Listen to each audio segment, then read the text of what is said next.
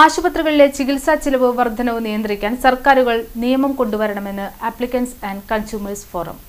Heart, liver, kidney എന്നീ അവയവങ്ങളെ ബാധിക്കുന്ന മാരക രോഗങ്ങൾക്കും ക്യാൻസർ തുടങ്ങിയ ചികിത്സകൾക്കും സ്വകാര്യ ആശുപത്രികളിൽ ഈടാക്കുന്ന നിരക്കിലെ വർധനവ് ഇടത്തരം വരുമാനക്കാർക്ക് താങ്ങാൻ കഴിയാത്ത സാഹചര്യത്തിൽ കേന്ദ്ര സംസ്ഥാന സർക്കാരുകൾ സഹായ പദ്ധതികൾ നടപ്പിലാക്കണമെന്ന് ആപ്ലിക്കൻസ് ആൻഡ് കൺസ്യൂമേഴ്സ് ഫോറം അഭ്യർത്ഥിച്ചു. ആശുപത്രികളിലെ ചികിത്സാ ചെലവ് കുറയ്ക്കാൻ കഴിയുമോ, ഇല്ലെങ്കിൽ ഇടത്തരം വരുമാനക്കാർക്ക് ചെറിയ നിരക്കിൽ ഇൻഷുറൻസ് പരിരക്ഷ ഉറപ്പാക്കൽ, സബ്സിഡി നൽകൽ തുടങ്ങിയ നടപടികളിലൂടെ സാധാരണക്കാരെ സഹായിക്കാൻ സർക്കാരുകൾ തയ്യാറായില്ലെങ്കിൽ കിടപ്പാടം നഷ്ടപ്പെടുന്നവരുടെ എണ്ണം വർദ്ധിക്കുമെന്ന് ഫോറം ഭയപ്പെടുന്നു.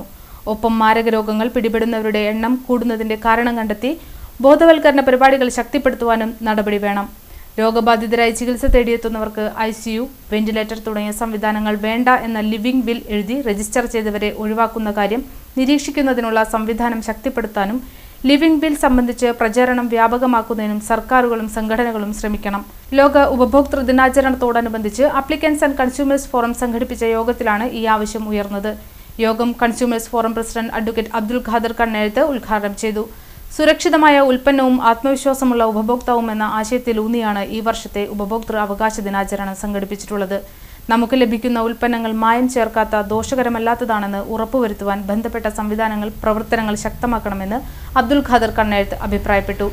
ഞാൻ പറഞ്ഞു വരുന്നത്, നമ്മുടെ നിയമങ്ങളൊക്കെ കർശനമായ രീതിയിലേക്ക് വന്നു കഴിഞ്ഞാൽ ഇത്തരം കാര്യങ്ങളൊക്കെ തടയാൻ പറ്റും. പക്ഷെ അതോടൊപ്പം തന്നെ ജനങ്ങളും ബോധവൽക്കരണം നടത്തണം.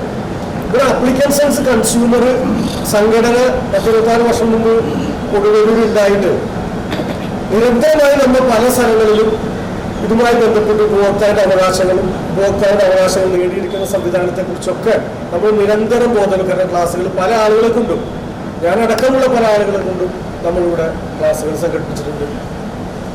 പക്ഷേ ആളുകൾ എന്താണെന്ന് വെച്ച് കഴിഞ്ഞാൽ അവനവന്റെ ആവശ്യം, പേഴ്സണലായിട്ടൊരു കാര്യം വരും, പേഴ്സണലായിട്ട് അവനെ ബാധിക്കുന്നുള്ളൂ.